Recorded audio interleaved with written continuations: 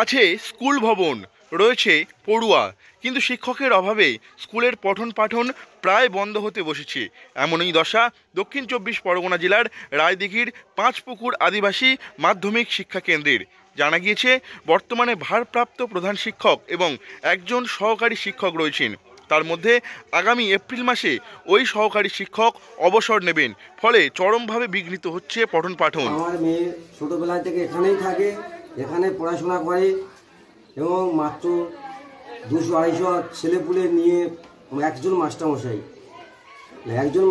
200-250 ছেলেপুলে নিয়ে তো পড়ার কোনো সম্ভব নয়। তবুও মেয়েটা এখানে থাকতে চাচ্ছে যে আমি এখানে পড়াশোনা করবো। অন্য স্কুলে দিচ্ছি, নিয়ে গেছিলাম অন্য স্কুলে দেবো বলে, যে এই 200-250 ছেলের উপরে একটাই মাত্র মাস্টারমশাই, আরও মাস্টারমশাই বাড়ে, এইটাই আমরা চাই, যাতে পড়াশোনাটা আরও ভালো হোক। ছেলে মেয়েদের ভবিষ্যৎ নিয়ে গভীর চিন্তায় অভিভাবকরা। অবিলম্বে স্কুলের পঠন পাঠন চালু রাখার জন্য পর্যাপ্ত শিক্ষক নিয়োগের দাবি তুলেছেন অভিভাবকরা। সুন্দরবনের প্রত্যন্ত পিছিয়ে পড়া এই এলাকার তপশিলি জাতি, উপজাতি এবং সংখ্যালঘু ছেলে মেয়েদের শিক্ষার কথা মাথায় রেখে বেশ কিছু শিক্ষিত বেকার ছেলেমেয়ে 1990 সালে স্কুলটি চালু করেছিলেন।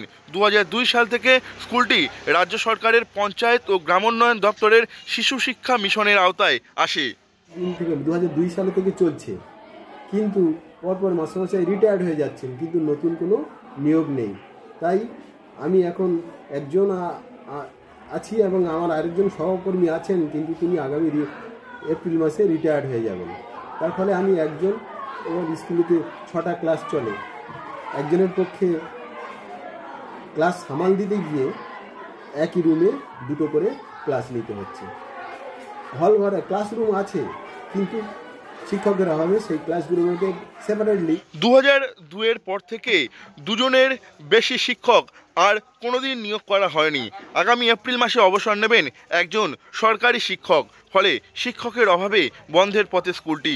পঞ্চম থেকে দশম শ্রেণী পর্যন্ত 200 জন ছাত্রছাত্রীর ভবিষ্যৎ এখন অন্ধকারে, ক্লাস প্রায় বন্ধের পথে।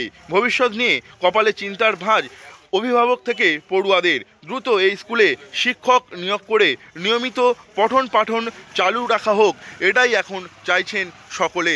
এখন দেখার ভবিষ্যতে এই স্কুলটির ঠিক কী হয়। দক্ষিণ চব্বিশ পরগনা থেকে নবাব মল্লিকের রিপোর্ট, লোকাল 18 বাংলা।